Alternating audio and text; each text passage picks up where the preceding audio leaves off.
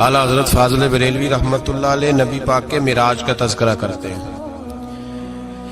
فرماتے ہیں یہاں زمین پر وہاں فلک پر رچی تھی شادی اور مچی تھی دھومیں، ادھر سے نفخات اٹھتے آتے ادھر سے انوار اٹھ رہے تھے. اور فرماتے ہیں کمان امکان کے جھوٹے نکتو، تم اول اور آخر کے پھیر میں ہو، محیط کی چال سے تو پوچھو کدھر سے آئے کدھر گئے تھے. اور فرماتے ہیں بچہ جو تلووں کے ان کا دھوون، بچہ جو تلووں کا ان کے، کہتے ہیں جب نبی پاک کے پیر دھوئے نا فرشتوں نے تو اس سے جو پانی بچ گیا تھا لگ کے جو بچ گیا، کہتے ہیں بچہ جو تلووں کا ان کے دھوون بنا وہ جنت کا رنگ و روغن. بچہ جو تلووں کے ان کا، دیکھیں یہ تخیل صرف فاضل بریلوی کا ہے، یہ کسی اور کی سوچ ہے، یہ تخیل صرف اعلیٰ حضرت فاضل بریلوی کا ہے.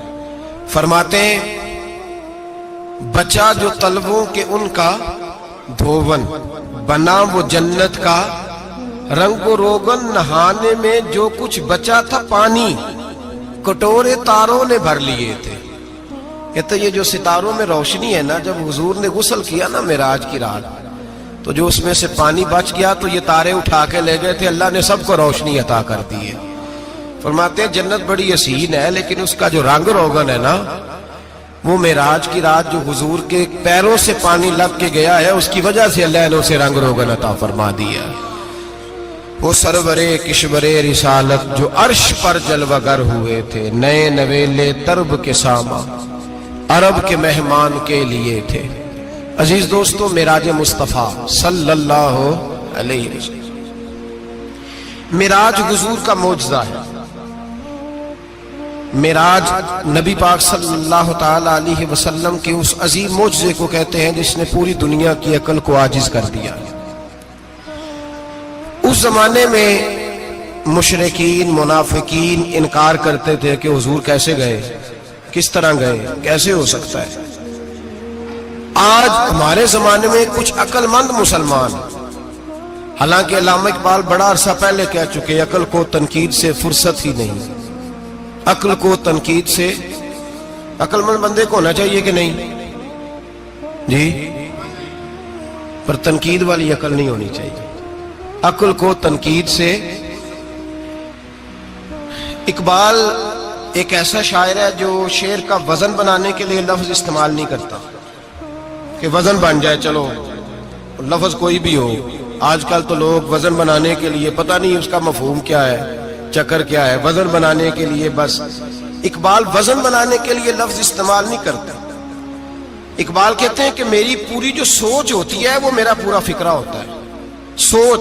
اقبال یہ نہیں کہتے کہ عقل 1 منٹ 2 منٹ تنقید کرتی ہے پھر چپ کر جاتا ہے.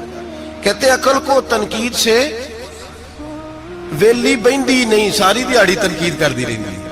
1 منٹ کی بھی اس کو فرصت کرتی کیا ہے، بولے عقل کو تنقید سے.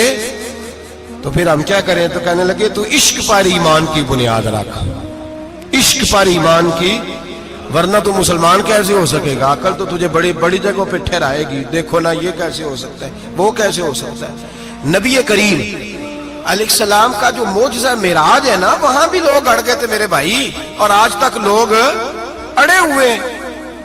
ایک بندے درجنوں کتابیں لکھتے ہیں، لوگ کہتے ہیں جی نبی پاک خواب میں گئے تھے. تو میں کہتا ہوں جناب، میں اگر خواب میں ساری عرش کرسی لوح محفوظ ہو کے آ جاؤں تو کسی کو اعتراض ہوگا؟ وہ کہے گا جناب خیالی پلاؤ پکائیے تے کیوں کدی بھی گھٹ نہ پائیے، اس میں کون سا خرچہ آنا ہے. تو نیند میں تو بندے کو اگر بننا بھی ہو تو کسی بڑے ملک کا صدر بننا چاہیے. کوئی بندہ اس پہ اعتراض کر سکتا؟ خوابوں پہ کبھی اعتراض؟ یہ جو سارے کافر بکھر گئے آئے نبی پاک کی بارگاہ میں، اور یہ جو اتنا زیادہ شور ہوا اور قرآن پاک کی آیتیں اتری، اس کا مطلب ہے خواب کی بات ہوتی تو کسی کو کوئی اعتراض. حضور نے فرمایا میں گیا ہوں، جسم کے ساتھ گیا ہوں، سبحان الذی اسری بعبدہ، اور اللہ فرماتے ہیں نبی پاک کو میں لے کے گیا ہوں. نبی پاک کو میں، جو دعوی رب کریم کا ہے. سید عالم علیہ السلام فرماتے ہیں میں تو سو رہا تھا، میں آرام سے اور اپنے گھر نہیں ام ہانی بہن کے گھر سو رہا تھا، حضرت علی کی سگی بہن. حضور فرماتے ہیں میں سویا ہوا، کوئی آنے والا آیا. کتنے فرشتے تھے؟ محدثین نے لکھا 3 اولی العزم فرشتے تھے اور ان کے ساتھ 70 ہزار فرشتے. حضرت جبریل اور ان کے ساتھ 70 ہزار فرشتے، حضرت میکائیل اور ان کے ساتھ 70 ہزار فرشتے، حضرت جناب سیدنا اسرافیل اور ان کے ساتھ 70 ہزار. اتنے فرشتے. اور قرآن مجید میں اللہ فرماتے ہیں دعویٰ میرے رسول کا نہیں، سبحان اللہ ذی اسرا بعبدہ، پاک ہے وہ ذات جس نے اپنے بندہ خاص کو سیر کرائی. کتنی کرائی؟ لیلن، رات کے مختصر حصے میں. من المسجد الحرام الی المسجد الاقصی، مسجد حرام سے لے کر مسجد اقصی تک. کون سی مسجد اقصی؟ الذی بارکنا حولہ، جس کے ارد گرد ہم نے برکتیں رکھی ہیں. جس مسجد کے ارد گرد ہم نے برکتیں رکھی ہیں. مسجد کے اندر برکت ہوتی ہے کہ ارد گرد ہوتی ہے؟ آپ باہر جوتے لے کے پھرتے ہیں، اندر آتے ہیں تو جوتے اتار کے. باہر بندہ پاک نہ پاک پھرتا ہے، مسجد آتا ہے تو پاک ہو کے. اللہ فرماتے ہیں ہم نے مسجد اقصی کے کہاں برکتیں رکھی ہیں جی؟ الذی بارکنا حولہ، ہم نے مسجد کے ارد گرد کیا تھا؟ امام رازی، علامہ محمود آلوسی، علامہ اسماعیل حقی، تمام مفسرین، اور وہ مفسرین جو تمام مکاتب فکر کے ہاں متفقہ ہیں. امام فخر الدین رازی فرماتے ہیں مسجد اقصی کے ارد گرد درجنوں نبیوں کی قبریں ہیں جن کو اللہ برکت والی فرما رہا ہے، جن کو اللہ نبیوں کے جسموں کو برکت والا فرما رہا ہے. ورنہ برکت تو مسجد کے. حضرت علامہ محمود آلوسی نے لکھا ہے جب حضرت یوسف علیہ السلام کا وصال ہوا نا تو دریا کے کنارے ان کی قبر بنی. تو کچھ لوگوں نے پانی لگایا اپنے کھیت کو، ان کی قبر کے پاس سے ہو کے گزرتا تھا. تو جو پانی ان کی قبر کے قریب سے ہو کے گزرتا تھا، جس کھیت میں جاتا تھا اس کی فصل سرسبز و شاداب ہو جاتی. وہ دوسری سائڈ والے شور کرنے لگے، کہنے لگے تمہارے کو اکیلے کے نبی تو نہیں تھے نا، ہمارے بھی پیغمبر ہیں. وہ حضرت یوسف علیہ السلام کی قبر کھود کے تابوت نکال کے دوسری طرف لے گئے. انہوں نے کہا جناب ہم نے وہاں دفن کرنا ہے، ہمیں بھی تو سرسبز و شاداب ہونے کی ضرورت ہے نا. اب شور ہو گیا، ادھر والے کہیں ہم نے دفن کرنا ہے، ادھر والے کہیں ہم نے. بڑے لوگ بیٹھے، قوم کے بڑے، انہوں نے کہا سنگ مرمر کا مقبرہ بناؤ اور ان کی قبر کے قریب سے دریا کا پانی، پھر آگے جا کے ایک حوض بناؤ، اس میں سے سائیڈیں نکال لو. وہاں حضرت یوسف علیہ السلام کی قبر کے قریب سے پہلے چھوٹا سا رستہ نکالا گیا پانی کے لیے، پھر آگے جا کے ایک بڑا تالاب بنایا گیا، پھر چاروں طرف وہاں سے پانی جاتا تھا. جہاں جہاں پانی جاتا تھا اللہ سرسبز و شاداب کر دیتا تھا سارے علاقے کو. نبیوں کی قبروں میں ان کے وجود میں رب کریم نے برکت رکھی ہوئی ہے. برکت رکھی ہوتی ہے اللہ تعالیٰ. یہاں لوگ بفر جاتے ہیں. پر ایک اور بات بھی یاد رکھیں، ہر ایک کا مزار نہیں بننا چاہیے. ہمارے تو جتنی کثرت سے مزار بن رہے ہیں لگتا ہے ہر گلی میں 6 مزار ہوں گے. کسی برکت والی قبر سے فیض حاصل ہوتا ہے. ہر آدمی شوق ہی بڑا ہے قبروں میں دفن ہونے کا. لوگ مرنے سے پہلے مزار بنا کے پھر رکھ دیتے ہیں، کہتے ہیں پتہ نہیں بچے بعد میں بنائے کہ نہ بنائے.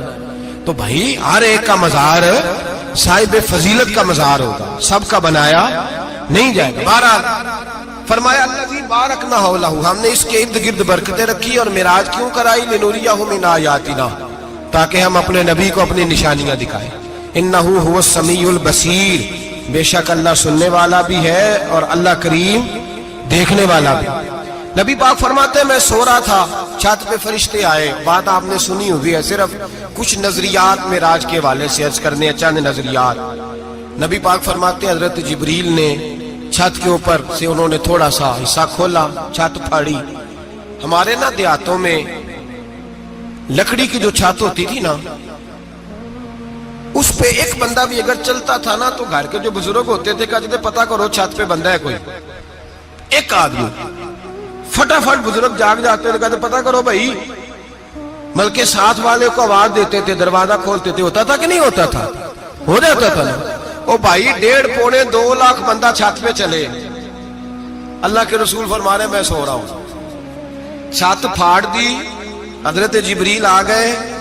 نبی پاک صلی اللہ علیہ وسلم کے پاس 70 ہزار فرشتہ ساتھ ہے، آ کے کھڑے ہو گئے. میکائیل سے اسرافیل سے مشورہ کر رہے ہیں حضور کو کیسے جگائیں. نبی پاک فرماتے ہیں میں سو رہا ہوں.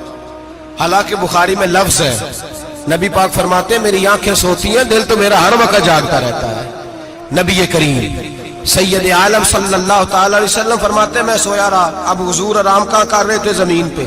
آرام کہاں کر رہے تھے؟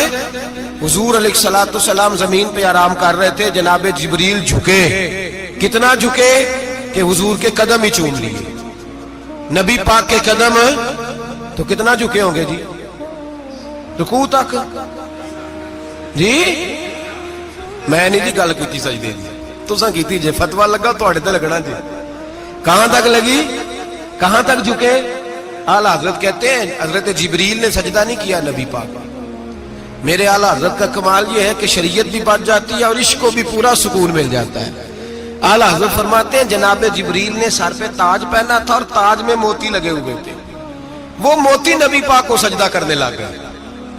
وہ موتی نبی پاک کو دیکھیں، فاضل بریلوی کے قلم کا حسن، فرمانے لگے تاج روح القدس کے موتی جنہیں سجدہ کرے۔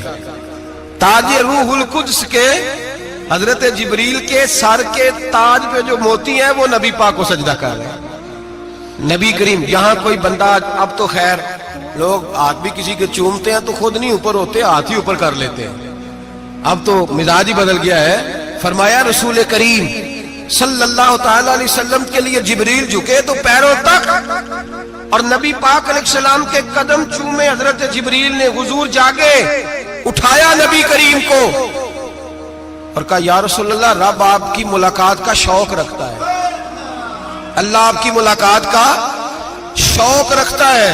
حضور فرماتے ہیں مجھے اٹھا کے تو جبریل حتیم میں لے گئے، اور پھر یہ بخاری کے لفظ ہے، فرمایا یہاں گلے سے لے کر ناف تک میرا سینہ کھولا، میرا دل نکالا، آب زمزم میں رکھا، اس لیے نہیں کہ نبی پاک کے دل کو برکت حاصل ہو جائے، اس لیے کہ آب زمزم کو برکت حاصل ہو جائے۔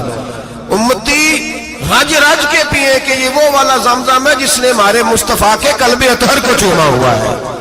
نبی پاک صلی اللہ علیہ وسلم فرماتے ہیں میرے سامنے کھولا اور میں دیکھتا بھی رہا، دل کھل گیا، سینہ کھل گیا اور میں دیکھتا بھی رہا، اور نبی پاک فرماتے ہیں خون بھی نہیں نکلا، اس لیے کہ حضور کی حقیقت نور ہے، نبی پاک کی حقیقت نور ہے۔ ورنہ بشر کے حضور اگر صرف بشر ہوتے تو کٹ بھی لگے تو خون نکل آتا ہے۔ میرے رسول کریم سید عالم صلی اللہ علیہ وسلم فرماتے ہیں پھر جبریل امین مجھے براق پہ بٹھانے لگے۔ خچر سے چھوٹا تھا، گدھے سے بڑا تھا، اور بجلیوں کا بنا ہوا تھا، جہاں اس کی نظر جاتی تھی وہاں اس کا قدم جاتا تھا۔ نبی کریم فرماتے ہیں مجھے بٹھانے لگے تو میں رک گیا، میں نے کہا میں نہیں بیٹھتا۔ یا رسول اللہ کیا ہوا؟ فرمایا اللہ فرماتے ہیں یوم نسوق المجرمین الی جہنم وردا، جب آپ کے امتی نکلیں گے قبروں سے تو ڈنڈے مار مار کے لے جائے جائیں گے۔ پہلے رب میرے ساتھ وعدہ کرے کہ جب میرے غلام قبروں سے نکلیں گے تو انہیں بھی براق عطا کرے گا، پہلے وعدہ کرے۔ حضرت جبریل کہتے ہیں میں وہیں کھڑا تھا، رب کریم نے کہا چل وعدہ کر لے، یوم نحشر المتقین الی الرحمن وفدا، محبوب جب تیرے فرما بردار قبروں سے نکلیں گے تو میں سب کو براق عطا کر دوں گا، سب کو براق دے دوں گا۔ نبی کریم فرماتے ہیں میں براق پہ بیٹھا، سفر شروع ہوا۔ نبی رحمت علیہ الصلوۃ والسلام فرماتے ہیں میں گزرا۔ یہ بات آپ نے سنی ہوئی ہے پر بیان کرنے بھی بڑی ضروری ہے۔ مررت علی الموسیٰ فہو یصلی فی قبرہ، رواہ مسلم۔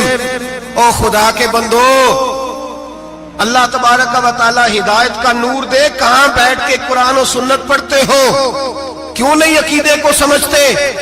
نبی کریم علیہ السلام نے فرمایا میں معراج کی رات گزرا، یہ سنی کان کھول کے سنے، دل کھول کے، صحیح مسلم کی حدیث، فرمایا میں معراج کی رات گزرا تو حضرت موسیٰ اپنی قبر میں کھڑے ہو کے نماز پڑھ رہے تھے۔ حضرت موسیٰ اپنی قبر میں، بولے سارے اپنی قبر میں، حضرت موسیٰ اپنی قبر میں کھڑے ہو کے۔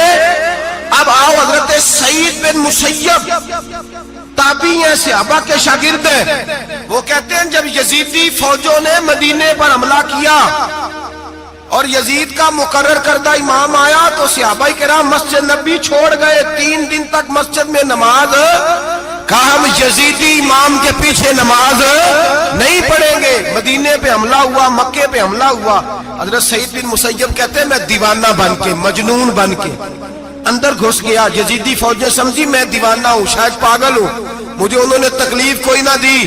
فرماتے میں نبی پاک کی قبر کے ساتھ ٹیک لگا کے بیٹھا تھا, زور کا وقت ہوا تو میں رونے لگ گیا. اب میں نماز کیسے پڑھوں گا, اذان کا کیسے پتہ چلے گا؟ آپ فرماتے ہیں مجھے اللہ کی عزت کی قسم, جب اذان کا وقت ہوا تو نبی پاک کی قبر سے اذان کی آواز آنے لگی. فرماتے جب جماعت کا وقت ہوا تو حضور کی قبر سے اقامت کی آواز آئی, پھر جماعت کی آواز آئی, اور میں نے اپنے نبی کے پیچھے زور کی نماز ادا کی. حضور کے پیچھے حضرت موسیٰ اپنی قبر میں نماز پڑھے, اور میرے رسول تو قبر میں جماعتیں کراتے ہیں. حضور جماعتیں کراتے اور آپ فرماتے میں 3 دن مسجد, کان کھول کے دل کھول کے سنو, ہم نے کوئی ریڈی میڈ عقیدہ نہیں اپنایا, ہم کوئی دائیں بائیں سے پکڑ کے نہیں لے آئے کہ وہ فلاں آیا تھا بہت بڑا, اس نے جبہ کبہ پہنا تھا تو اس کے پیچھے لگ گئے. ہم کسی کو نہیں مانتے, ہم تو مانتے ہیں رسول اللہ کے غلاموں کو, ہم تو مانتے ہیں صحابہ کو. ہمیں حضرت سعید بن مسیب بتا گئے ہیں کہ جو کہے تجھ کو مردہ وہ مردہ ہے واللہ, تو زندہ ہے واللہ, تو زندہ ہے واللہ, تو زندہ ہے واللہ. میری چشم عالم سے چھپ جانے والے میرے رسول کریم صلی اللہ علیہ وسلم نے فرمایا موسیٰ اپنی قبر میں کھڑے ہو کے نماز پڑھ رہے تھے. حضرت موسیٰ اگر زندہ ہے تو جو موسیٰ کے بھی امام ہے, جو جناب موسیٰ کے بھی ایسے ہی فٹافٹ. ہم پہ تو کسی کا روب طاری نہیں ہوتا, اتنی موٹی جلدیں لوگ کتابوں کی دے جاتے ہیں, کہتے ہیں پڑھو جی کی لکھے ہے. میں کیا, اصل میں اس کے دل میں پیار نہیں, اس نے صرف محمد لکھ کے صلی اللہ علیہ وسلم لکھا ہے. یہ تھوڑی دیر بیٹھتا بریلی کے امام کے پاس تو اسے بتاتے ہیں حضرت محمد نے لکھنا چاہیے, لکھنا چاہیے امام الانبیاء, سرور کون و مکان, تاجدار حل عطا, لکھنا چاہیے مشکل کشا, حاجت روا, حبیب خدا محمد مصطفیٰ صلی اللہ. تمہیں تو نام نہیں ڈھنگ سے لکھنا آتا, تم مصطفیٰ کی بات کیا کرو گے, تمہیں کیا خبر. میلاد کی بات آئے تو جائز نہیں, معراج کی بات آئے تو کہتے ہیں خواب میں ہوئی تھی. کیا بغض ہے, رٹا کیا ہے. اعلیٰ حضرت فرماتے ہیں کھائے تجھ کو تپے سکر, تیرے دل میں کس سے بخار ہے. حضور کی شان کی بات آتی ہے تو اڑ جاتا ہے. ابو بکر صدیق سے پوچھ, ابو جہل نے آ کے کہا تیرا رسول کہتا ہے میں 18,000 سال کا سفر 1 منٹ میں طے کر آیا ہوں, زمین جنت دوزخ ہر شے دیکھ آیا. ابو جہل کہہ رہا ہے.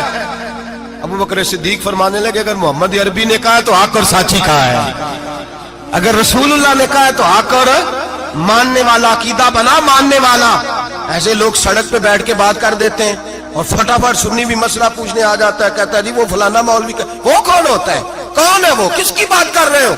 بات کرنی ہے تو ابو بکر صدیق کی کرو, عثمان غنی کی کرو, مولا علی کی کرو, انس بن مالک کی کرو, طلحہ اور زبیر کی کرو.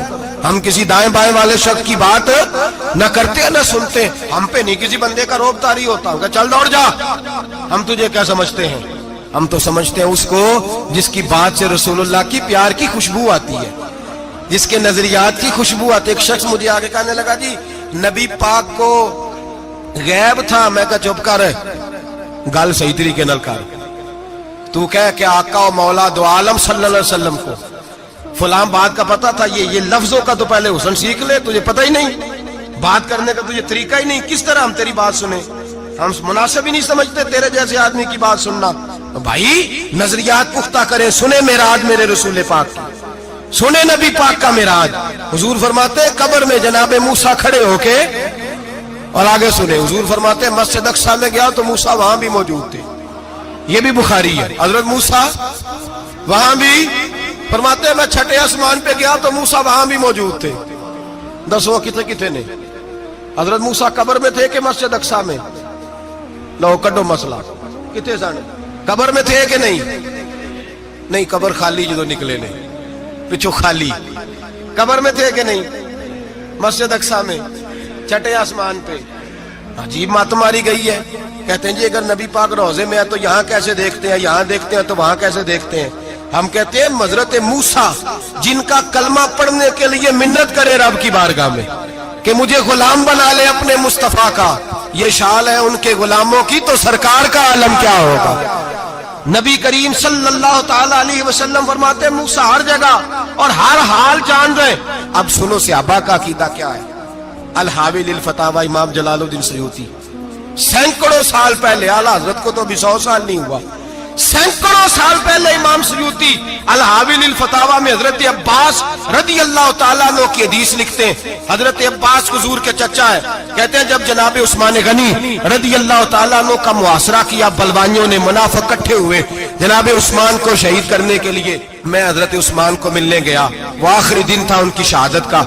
जनाब अब्बास कहते हैं जब मैं पहुंचा तो मैंने उस्मान गनी की आंखों में आंसू और लबों पे मुस्कुराहट देखी, आंखों पे आंसू लबों पे मुस्कुराहट देखी।